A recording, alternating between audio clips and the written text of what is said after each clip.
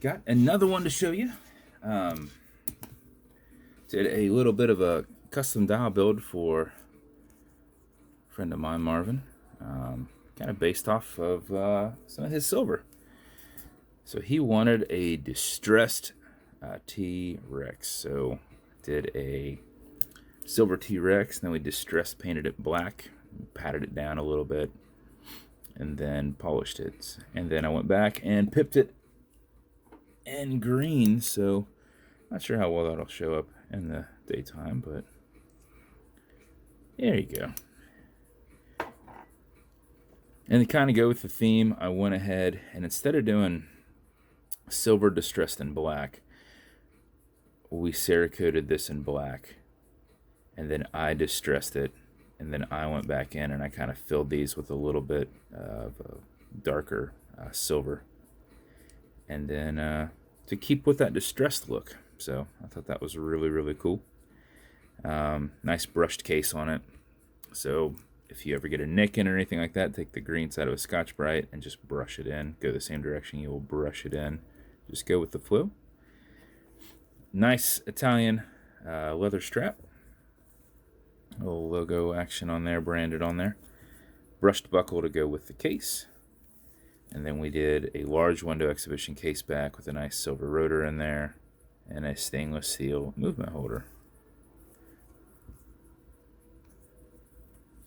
Oh yeah, I was just making sure that rotor was turning. I was like, that's weird. Normally they turn fine. So it's turning fine. So, okay. So automatic mechanical. You can wire it, you can wind it, you can put it on a watch winder. And we'll go over that.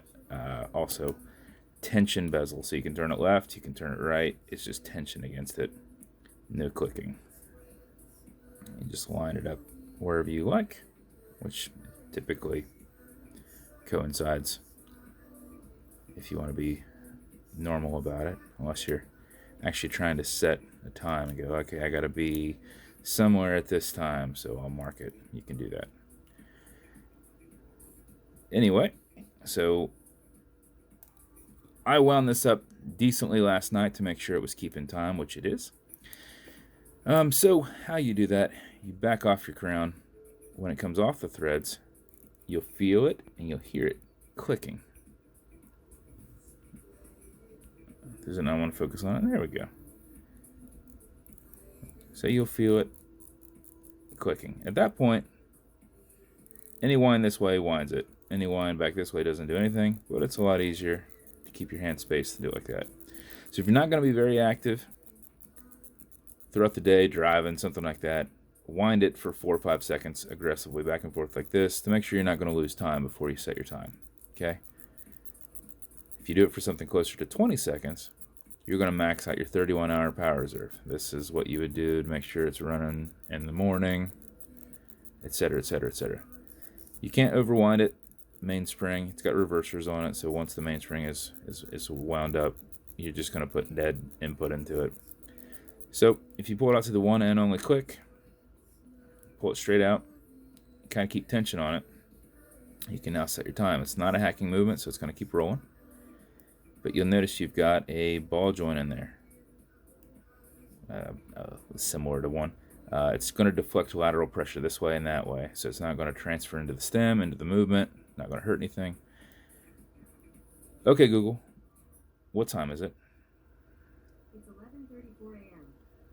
It's 11:34 a.m. It also makes it nice and easy to push right back over and thread down. So you can go from winding it to setting the time, but you cannot go from setting the time to winding it. You have to reinstall the clutch and then back it back out. So that is your build, sir. Cool thing is if you nick up your bezel, you just make it even more distressed.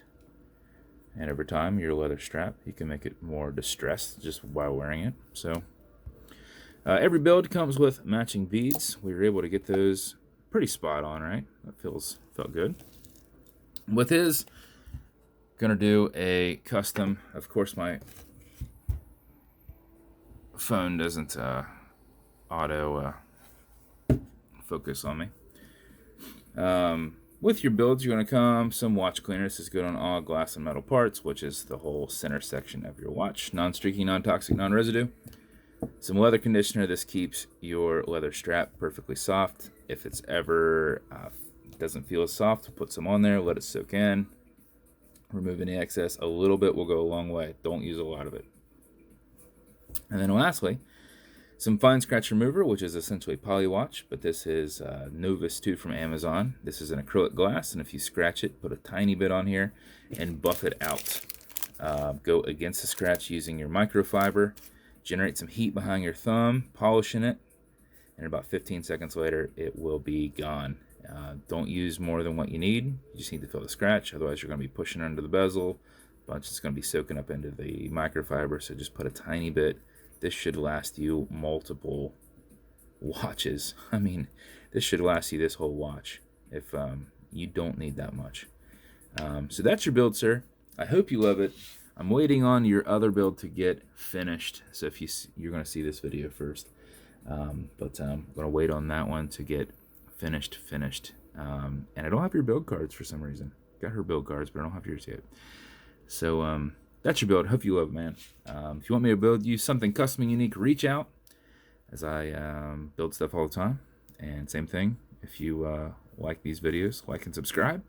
And I put them up all the time, so maybe you'll see something you like. Thanks for your time.